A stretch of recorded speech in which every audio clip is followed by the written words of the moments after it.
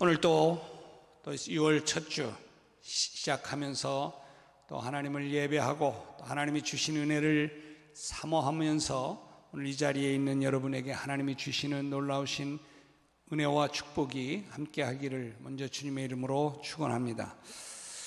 어느 날 예수님이 제자들과 함께 가이사랴 빌립보 지방에 가셨을 때에 제자들을 향해서 이렇게 물으셨습니다. 너희는 나를 누구라 하느냐? 너희는 나를 누구라고 하냐? 이렇게 질문했습니다. 이때 시몬 베드로가 아주 서슴없이 유명한 대답을 했죠. 신앙 고백적 대답이었습니다. 주는 그리스도시요 살아계신 하나님의 아들이십니다. 멋진 대답을 했습니다. 지금이야 이 고백이 그렇게 놀랍지 않게 여겨질 수 있을지 모르지만 당시에는 그야말로 이 말이 불가사의한 말이었습니다. 생각해 보세요. 여러분, 살아있는 사람을 보고 이 사람이 신의 아들이다, 하나님의 아들이다 이렇게 부르는 것, 여러분 정상적인 상황으로 말할 수도 없고 그걸 그렇게 이해할 수도 없습니다. 또 예수님의 뒤를 따르는 제자들의 모습을 보면 더더욱 그렇게 고백하기가 어려웠을 겁니다. 예수님의 제자들 중에 많은 사람들이 갈릴리의 어부 출신들이죠. 평생을 고기잡이를 했던 사람들이니까 그들의 행색이며 그들이 하는 말투며 어느 것 하나도 좀 고급스러워 보이는 부분이 없습니다. 오늘날 예배당 건물이나 시설 혹은 그 교회의 세련된 분위기 또 아니면 세련된 성가대나 조직을 보고 교회를 선택하는 사람들이 많지 않습니까? 자, 그렇다면 이런 사람들은 예수님의 제자들만 보고는 예수님을 믿기가 쉽지 않았을 겁니다. 물론 오해였기는 하지만은 나다나엘이 나사렛에서 뭐 그렇게 선한 것이 날 수가 있겠냐 이렇게 얘기했던 것처럼 예수님이 나사렛 촌동네의 출신이라고 하는 것 역시도 예수님을 믿는 일에 아마 큰 걸림돌이 됐을 겁니다. 게다가 예수님이 세리를 비롯한 죄인들과 함께 어울리시면서 그들과 함께 식사한다고 하는 것 역시도 그건 못지않게 큰 걸림돌이 됐을 거예요. 자, 이렇게 저렇게 생각하면 여러분, 이런 정황 속에서 베드로가 한 이 고백은 정말로 놀랍다 하지 않을 수가 없습니다. 예수님께서도 그래서 이렇게 말씀했어요. 이를 내게 알게 하니는 바로 혈육이 아니다, 하늘에 계신 내 아버지시다, 이렇게 말씀해 주실 정도였습니다. 베드로는 하나님의 특별한 은혜로 예수님을 믿는 것이 어리석게 보이지 않았을 뿐만이 아니라 그렇게 믿어졌기 때문에 이러한 놀라운 신앙 고백을 했을 겁니다. 자, 그런데 저는 예수님께서 우리를 향해서도 이렇게 물으실 수 있을 거라고 생각합니다. 사람들이 나를 왜 믿는다고 하더냐? 왜 사람들이 교회 다니고 왜 사람들이 나를 믿는다고 하더냐? 이런 질문을 할 거예요. 우리는 아마 이렇게 대답할 수 있을 겁니다. 천국에 가기 위해서 믿는다고 하던데요. 또 병을 고침받기 위해서 교회에 나오고 예수님을 믿는다고 하던데요. 행복한 삶에 대한 기대감을 갖기에 예수를 믿는다라고 대답을 하게 될 겁니다. 자, 그렇게 되면 예수님이 또 물으실 거예요. 그러면 너는 나를 왜 믿냐? 다른 사람들이 그런 목적을 가지고 예수를 믿는다고 한다면 너는 왜 나를 믿냐? 이렇게 물으실 것입니다. 여러분, 이 물음에 여러분은 뭐라고 대답하실 수 있을 것 같습니까? 여러분의 생각을 덮기 위해서 오늘 읽은 마가복음 1장 본문에 나오는 시몬의 말과 행동을 좀 우리가 살펴볼 필요가 있습니다. 자, 첫 번째로 볼 것은 베드로는요, 예수님을 통해서 크게 성공할 꿈을 꾸었다는 사실을 알 수가 있습니다. 즉, 예수님을 따라다니고 예수님을 쫓아가면 크게 성공할 것이다. 내 인생에 꽃이 필 것이다. 이렇게 꿈을 꾸었다는 거예요. 여러분, 정치하는 사람들이요, 보스를 끝까지 힘들어도 쫓아다니는 이유가 있습니다. 왜 그런지 아세요? 그러다 보면 어느 날 그 보스에 의해서 나도 한 자리를 차지할 수가 있기 때문에 그렇습니다. 자, 오늘 본문의 배경은 예수님께서 30살에 세례 요한으로부터 세례를 받고 회개하라, 천국이 가까웠느니라 이렇게 선포하신 지 얼마 안 됐을 때의 시점입니다. 자, 그런데 사람들은 보니까 예수님의 가르치는 모습, 그 권위가 대단했습니다. 서기관들과 같이 앉다고 하는 걸 느꼈습니다. 그리고 그의 교훈의 메시지가 놀라웠습니다. 무엇보다도 예수님은 그의 놀라운 기적을 행해 주셨습니다.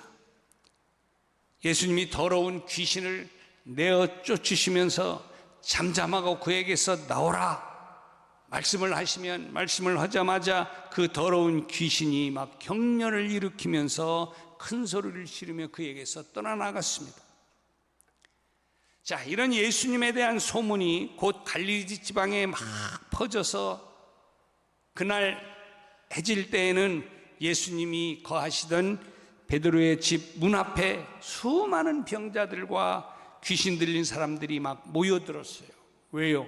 야, 소문처럼 내 병도 내 문제도 해결 좀 시켜주시기를 바라는 마음으로 몰려들었겠죠. 여러 다양한 병자가 수없이 모였지만 예수님은 그 많은 병자들을 다 고쳐주셨고 귀신을 내어 쫓아주셨다고 말씀했습니다. 자, 그런데 바로 그 직전에도 시몬의 집에 들어가신 예수님은 열병으로 누워있는 베드로의 이 장모님을 보시고 그에게 다가가셨습니다. 그리고는 그의 손을 잡아 일으키시면서 그를 축복했을 때에 그에게서 열병이 떠나고 또 그 여자가 그들에게 수종드는 기적이 일어나게 된 것입니다. 자, 보세요. 시몬은 이러한 기적들을 보고 목격하면서 또 사람들이 이러한 기적을 일으키는 예수님에 대해서 열광하는 것을 보고 베드로는 새로운 꿈을 꾸기 시작을 했습니다. 그 꿈이 뭐였겠어요? 그 어떤 스승 밑에서도 가질 수가 없는 명예와 존경심을 받게 될 수도 있겠다라고 하는 꿈이 그에게서 가슴에서 모락모락 이제 자라갔습니다. 더 나아가 예수님이 대중의 지지를 얻게 되면 그는 왕이 될 수도 있을 것이고, 그러면 자신들은 예수님이 다스리는 그 내각에서 중요한 요직을 맡을 것이라고 하는 이러한 꿈도 그는 꿨습니다. 사실은요, 그 꿈이 허황된 꿈은 아니었습니다. 당시 로마의 식민지로서 압제를 받고 있었던 유대는 메시아의 출현으로 그 억눌림에서 해방되기를 모든 국민들이, 백성들이 다 소원하고 또 그렇게 될 것 같은 기대감을 다 가지고 있었습니다. 그런데 자, 이렇게 귀신을 내어 쫓고 수많은 병자를 치료하는 능력이 있으시고 또 권위 있는 말씀을 전하시고 있는 이 예수님이라고 하면 충분히 사람들의 마음을 좀 사로잡을 수 있을 것이다. 뿐만 아니라 백성들의 소원대로 이 로마를 물리치고 강한 나라를 세울 수 있는 것 또한 불가능한 것이 아니었을 것입니다. 자, 이런 분위기 속에서 또한 많은 사람들, 특별히요 오병이어의 기적을 맛본 사람들이 지금 예수님 앞에 다가와가지고 당신이 우리의 왕이 되시기를 바란다고 막 예수님을 찾아와서 부추깁니다. 예수님이 임금이 되고 자신은 내각에 예수님이 세운 그 나라의 어떤 요직을 차지할 거라고 하는 꿈. 그런데 이 꿈은 베드로만 꾼 꿈이 아니었습니다. 마태복음 20장 21절을 보니까요, 야고보와 요한의 어머니 살로메가 예수님을 찾아와 가지고 내 두 아들을 당신의 나라에서 하나는 오른편에 하나는 왼편에 좀 부탁을 한다고 세워달라고 이렇게 부탁을 했습니다.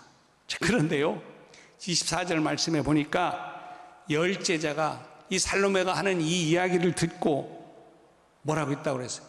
분이 화가 났다 이렇게 말씀합니다. 이 말은 베드로뿐만이 아니라 다른 제자들도 다 꿍꿍이 속이 있었다. 나름대로 다 꿈이 있었다. 자기들도 뭐 경쟁적으로 서로 더 좋은 자리를 차지할 수 있을 것이라고 하는 꿈을 그들이 꾸었다고 하는 것을 알 수가 있습니다. 물론 어디까지나 이 꿈은 예수님이 인정하지 않는 꿈이었어요. 그런데 하여튼 그들은 그런 꿈을 꿨습니다. 두 번째 생각해 볼 게 있어요. 베드로는 예수님께서 자신의 꿈을 이루는 일에 적극적이지 않은 것으로 인해서 분이 났다, 화가 났다 이렇게 말합니다. 자, 저물어 해질 때에 많은 환자들이 막 몰려들었고 그때부터 예수님의 또 치유의 사역이 시작되었으니까 예수님이나 베드로는 아마도 늦은 시간에서야 잠자리에 들어가게 됐을 거예요.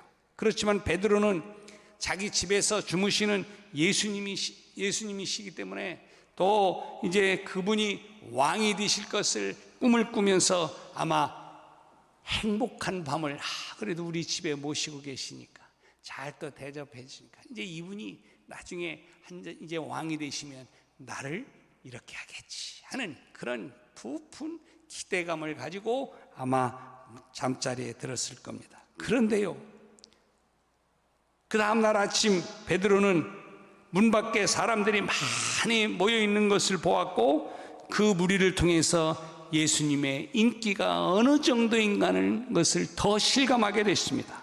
그런데 베드로는 그 사람을 치료해 주고 그들을 인도할 예수님이 자기 곁에 안 계시다고 하는 것을 알게 된 거예요. 베드로는 자신이 아직 잠들어 있을 때에 예수님께서는 벌써 그 새벽에 조용히 일어나셔서 한적한 곳으로 가셔가서 지금 기도하고 계셨다는 거예요. 자, 예수님은 새벽을 깨워서 그래서 기도하기를 즐거워하셨던 분이기 때문에 이때도 피곤했음에도 불구하고 그것을 무릅쓰고 한적한 곳에 찾아가서 거기서 기도하셨습니다. 따라서 시몬은요 부랴부랴 예수님을 찾아서 나섰고 곧 예수의 뒤를 따라가서 예수님을 만났다는 거예요. 자, 그런데 오늘 본문 36절 37절에 보면 이에 대해서 이렇게 말합니다. 시몬과 및 그와 함께 있는 자들이 예수의 뒤를 따라가 만나서 이르되, 자, 그 뒤를 따라가서 만났다고 말합니다. 그리고 이제 이런 이야기를 했다는 것이죠. 자, 그런데 여기 원문에 나오는 따르다라고 하는 이 동사의 의미는 단지 그냥 아무 생각 없이 걸어가면서 뒤를 따랐다 이런 식의 따름을 이야기하는 것이 아닙니다. 지금 이 따르다라는 말은 화가 나가지고 분을 내면서 투덜투덜 거리면서 지금 막 쫓아가는 이런 모습을 연상하는 단어입니다. 그러니까 아마도 예수님께 말을 하는 것도 고분고분하지 않았을 거예요. 입이 이만큼 튀어나와가지고 그래가지고 불만이 가득한 투로, 반항기 섞인 투로 이렇게 아마 얘기했을 겁니다. 아니, 예수님은 왜 지금 여기 계십니까? 많은 사람들이 지금 예수님을 찾고 계시는 걸 모르십니까? 그런데 왜 여기 계십니까? 뭐 이런 투죠. 이렇게 시몬의 눈에 예수님은 한마디로 말할까요? 정치적인 감각, 정무감각이라고 그럴까요? 뭐 이런 감각이 전혀 없는 것처럼 보인 거예요. 그러니까 아이고 예수님 답답하네. 그러니까 내가 좀 이런 충고를 좀 해줘야 되겠다, 이런 생각을 했을지도 모릅니다. 사실 그렇습니다. 대중을 이끌어가는 리더자는 대중의 마음을 잘 읽고 또 그에 걸맞게 또 그들의 마음을 달래고 그들의 지금 분위기가 어떤가, 만약에 정말 그들이 막 무언가를 막 하려고 막 이렇게 한다고 하면 그걸 살살 이렇게 다독거리고 분위기를 이끌어서 더 불을 지르는 이런 스타일, 그게 정치가들이 하는 일 아닙니까? 그런데 예수님은 그 평범한 것도 모르는 것처럼, 그런 상식이 없는 것처럼 베드로의 눈에 비춰진 것이죠. 이런 분위기, 왕으로 추대하려는 분위기가 있다면 그런 사람들을 좀 더 가까이 찾아가서 피할 것이 아니라 부딪히면서 그들을 오히려 잘 활용하고, 그래서 그들이 막 밀어줄 때에 쫙 올라가서 한 자리를 왕이 되기도 하고 이끌는, 자, 이런 리더십이 필요한데 지금 베드로의 눈에 비춰진 예수님의 모습은 전혀 그런 감각이 없는 사람처럼 여겨진 것입니다. 한마디로 말할까요? 정치적인 센스가 없고 정치적인 리더십이 없어 보였던 것입니다. 그런데 여러분, 예수님은요, 정치적인 감각이 없으신 분이 아니라 예수님은 아예 그들의 왕이 되실 생각이 전혀 없었다는 것입니다. 예수님은 정치적 왕이 되시기 위해서 이 땅에 오신 것이 아니기 때문에 그렇습니다. 그래서 예수님은 베드로가 모든 사람이 주를 찾고 있습니다라고 말을 했음에도 불구하고 사람들이 모여있는 곳으로 가시지를 않았습니다. 단지 그가 하시는 말씀은 뭐예요? 우리가 다른 가까운 마을로 가자, 피해 가자는 거예요. 거기서도 뭐 하자니? 전도하리니 내가 이를 위하여 왔노라. 제자들의 생각은, 베드로의 생각은 예수님이 이 땅에 오신 것이, 또 지금 하실 일이 사람들의 인기를 등에 업고 왕이 되어지는 권세를 갖는 그러한 것이 그들의 생각이었지만 예수님은 말씀하는 거예요. 아니다. 나는 그들을 피해서 저 마을로 가서 저기에 가서 전도하는 것, 내가 이를 위해서 왔다라고 말씀하는 것입니다. 그래요, 여러분, 예수님은 정치적인 메시아로 이 땅에 오신 것이 아니라 하나님께서 택하신 백성들, 그런데 그들이 죄로 말미암아 죽어가는 그 영혼들을 구원하기 위하여 독생자 예수를 이 땅에 보내주시고, 그리고 그 구세주로 인해서 그들을 구원하시기 위해서 이 땅에 아들을 보내주시고, 또 예수님은 그를 위해서 오셨다는 것입니다. 여러분, 인류에게 있어서 가장 급한 것이 다른 게 아닙니다. 죄된 인간, 그래서 그 죄로 말미암아 죽어가는 그 영혼을 구원하는 일이 하나님에게 있어서, 예수님에게 있어서는 가장 급한 일이라는 것입니다. 그를 위해서 예수님 말씀하는 것처럼 내가 이 땅에 왔고, 그래서 이 땅에서 해야 할 내 일이 바로 이것이라고 말씀을 하고 계시는 것입니다. 여러분, 예수님께서 여러 이적을 행하셨습니다. 그 행하신 이유도 다른 데 있지 않습니다. 결국 그 기적을 통해서 진짜 기적 중에 기적인 바로 죽어가는 영혼을 구원하는 데 주님의 목적이 있었습니다. 그런데 이러한 예수님께 대해서 정치적인 환상을 갖고 있었으니 여러분 생각해 보세요. 베드로는 좀 어떻게 보면 어리석은 자라고 말할 수 있지 않겠습니까? 예수님의 생각, 예수님의 오신 목적, 예수님의 판단, 예수님의 이제 바라는 것이 이것인데 그를 따라다니는 제자는 엉뚱한 생각을 하고 있으니 여러분, 이거 얼마나 어리석은 일입니까? 그런데 여러분, 이런 제자들 못지않게 오늘날의 그리스도인들 역시 마찬가지인 것 같습니다. 처음에 제가 이런 질문을 했습니다. 너희는 나를 믿는 이유가 무엇이냐? 너는 교회 다니는 이유가 무엇이냐? 너는 예수를 믿는 이유가 무엇이냐? 라고 할 때에 여러분 뭐라고 여러분 대답할 수 있습니까?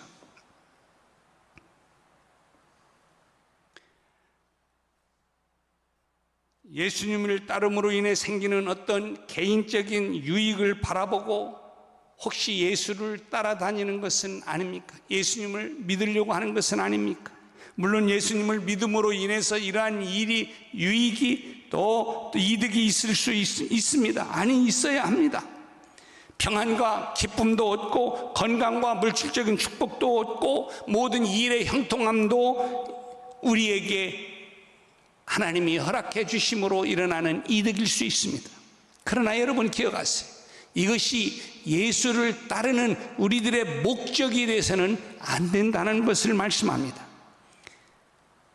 예수님의 바람은 주님의 제자들이 자신의 유익을 위해서 살지 않고 예수님의 제자로서 예수님께서 명하신 일들을 행하려고 노력하면서 애쓰는 삶을 살기를 우리 주님이 원하시는 것입니다. 그래서 예수님께서 하늘로 승천하시기 전에 12 제자를 향해서 이렇게 말씀하시지 않았습니까? 너희는 가서 모든 민족을 향해서 제자로 삼고 아버지와 아들과 성령의 이름으로 세례도 주고 내가 너희에게 분부하니 모든 것을 좀 가르쳐 지켜 행하라. 이것이 예수님의 명령이자 예수님의 마음이었습니다. 그런데 인간적인 생각으로 자기 자신의 욕구 충족을 위해서 예수님을 믿고 예수님을 따라다니고 예수님을 좇는다면 그 명령을 온전히 수행할 수가 없을 겁니다. 단지 병만 고치기 위해서 여러분 예수를 쫓고 또 따르고 하면 여러분 기억하세요. 많은 사람들 가운데 그것 때문에 예수를 따르다가 병을 고치면 예수를 버리는 사람들도 많이 있어요. 예수께서 10명의 문둥병자를 고쳐주셨잖아요. 정말 그런 문둥병을 고쳐주셨으면 그들이 그때는 처음에는 어땠을까요? 예수님, 나의 문둥병만 고쳐주면 내가 평생 예수님만 따르며 헌신하겠습니다. 이렇게 얘기했지 않겠어요? 근데요, 이런 목적으로 따르다 보니까 고침받고 나서 9명이 도망가 버리고 1명만 찾아왔다고 성경이 말하는 거예요. 또한 하는 일이 여러분 잘 되기 위해서 예수를 쫓는 사람들은요, 그 일이 잘 되면 예수를 쫓다가 포기하고 나갑니다. 우리 주위에 사업이 성공한 이후에 교회를 떠나고 예수를 떠나는 사람들이 얼마나 많습니까? 처음에는 하나님의 은혜로 정말 이렇게 되어졌다고 감사를 하다가도 나중에는요, 자기가 잘해가지고 똑똑해서 또 어떤 사람은 또 운이 좋아서 이렇게 됐다라고 이야기하면서 감사를 잊어버리는 경우도 얼마나 많이 있는지 모릅니다. 또한 명예를 얻기 위해서 예수를 쫓는 사람들은요, 그 명예를 얻고 나면 예수의 곁을 박차고 떠나가는 사람들이 얼마나 많이 있는지 모릅니다. 오늘날 정치인들 중에서도요, 예수님을 잊고 오히려 주의 일에 걸림돌이 되는 사람들이 얼마나 많이 있는지 모릅니다. 이러한 것 이외에도 여러 양상들이 있을 수 있습니다. 바라는 것이 뜻대로 이루어지지 않음으로 인해서 예수를 부인하거나 또 예수 곁을 떠나는 경우들이 많이 있습니다. 여러분, 가룟 유다가 그 대표적이잖아요. 제2의 가룟 유다처럼 실망하고 낙심하면서 예수를 버리는 사람들이 얼마나 많이 있습니까? 예수를 믿다가 세상으로 간 사람들, 여러분 그 사람들 보면요, 전도를 오히려 방해하고 교회를 더 많이 핍박하는 일에 앞장서는 모습을 볼 수 있습니다. 나도 옛날에는 예수를 믿던 뭣도 뭣도 다 해봤다 그러면서 안티 크리스찬이 되어진 안티 기독교인이 되는 모습들을 얼마나 많이 볼 수 있습니까? 여러분은 어떤 모습입니까? 그리스도인이 예수님을 믿는다라고 하는 것은 내 개인적인 욕구를 충족하는 목적이 돼서는 안 됩니다. 구원받은 자가 걸어가야 할 삶이 제자의 삶이기 때문에 그렇습니다. 여러분, 구원은 제자들에게 있어서 더 이상 목적이 아닙니다. 어떤 사람은 내가 예수 믿고 구원받는 것이 목적인 것처럼 그렇게 이야기합니다. 예, 구원받아야죠. 구원하시기 위해서 예수님이 이 땅에 오신 것이 사실입니다. 그러나 그 구원만을 위해서 주님께서 여러분 십자가에 주신 것, 여러분 구원만을 위해서 죽으신 것이 아닙니다. 주님께서 마지막 승천하시면서 그래서 부탁하신 거예요. 너만 구원받고 끝나는 것이 아니라 너도 가서 모든 족속으로 제자를 삼아 많은 사람들에게 그리스도의 향기를 드러내며 복음을 전하는 자가 되어서 그 사명을 완수하고 내게로 올 것을 말씀하고 있는 거예요. 그러므로 여러분, 우리가 구원받기 위해서 예수를 믿는 것이 아니라 구원받은 우리를 통해서 하나님 나라를 더 확장하고 역사하시기 위한 하나님의 귀한 목적과 사명이 있다고 하는 사실을 여러분 절대로 놓쳐서는 안 됩니다. 그래서 마태복음 16장 24절 25절에 참 제자의 길을 예수님이 이렇게 제시합니다. 이에 예수께서 제자들에게 이르시되 누구든지 나를 따라오려거든 자기를 부인하고 자기 십자가를 지고 나를 따를 것이니라. 누구든지 제 목숨을 구원하고자 하면 잃게 될 것이요 누구든지 나를 위하여 제 목숨을 잃으면 다시 찾게 될 것이다. 여러분, 기독교는요 파라독스예요. 역설이에요. 네가 주를 위해서 죽고자 하느냐, 하나님이 살려주신대요. 여러분이 주를 위해서 낮아지고자 하느냐, 하나님이 높여주신대요. 여러분, 하나님이 우리에게 오늘 이렇게 말씀하는 거예요. 참 제자는 자신의 욕구 충족을 주님을 위해서 내려놓으라는 거예요. 그걸 얻기 위해서 예수를 믿는 것이 아니라 주님을 위해서 그것을 내려놓으면 주님께서 채워주신다고 말씀하는 것입니다. 여러분, 자기를 부인한다고 하는 것이 무엇일까요? 내 욕심을 내려놓는 것일까요? 처음에 물론 예수를 믿을 때는 이것도 필요하고 저것도 필요하고 이런 도움도 얻고 저것도 도움도 얻기 위해서 우리가 예수를 믿을 거예요. 예, 여러분, 이제는 주님께서 여러분이 가셨던 그런 욕심을 주님을 위해서 이제는 내려놓으면, 포기하면 하나님이 채워주신다는 거예요. 여러분, 자기 십자가를 진다는 것은 또 뭘 말씀할까요? 하나님께서 자기 각자에게 부여하신 역할 감당하는 것입니다. 정말 이 역할을 감당하다 보면 때에 따라서 내가 손해볼 수도 있습니다. 또 수치를 당할 수도 있어요. 억울함을 당할 수도 있어요. 그런데 여러분, 그럼에도 불구하고 감사함으로 이것을 너희들이 감당하라는 거예요. 이게 십자가를 지는 것입니다. 어떤 사람들은 이렇게 말할 거예요. 그러면 이 세상에 어떤 사람이 주님의 제자가 될 수 있습니까? 예, 그래요. 여러분, 인간적으로 생각하면 다 아무것도 할 수 없는 것 같이 여겨지지만, 그러나 하나님의 성령이 우리와 함께 하시고 하나님의 성령이 우리에게 힘과 은혜와 능력을 주시면 이 모든 십자가를 짊어질 수도 있게 하나님이 함께 하실 것이고, 또 이 내 모든 것도 내려놓을 수 있도록 하나님의 성령이 그렇게 해 주실 줄로 믿습니다. 여러분, 제자가 되려고 하는 사람들은 많아요. 그러나 제자의 삶을 살려고 하는 사람들은 많지 않습니다. 여러분, 왜 그래요? 내가 손해보는 것이 싫기 때문에 그렇습니다. 여러분, 크리스찬들은, 하나님의 백성들은, 특별히 주의 제자의 삶을 살기를 원하는 사람들은 내가 손해보는 것 작정해야 돼요. 누구를 위해서? 하나님의 기쁨과 영광, 복음을 위해서. 그럴 때에 하나님께서 여러분의 모든 것들을 채우시고 하나님께서 함께 해 주실 줄로 믿습니다.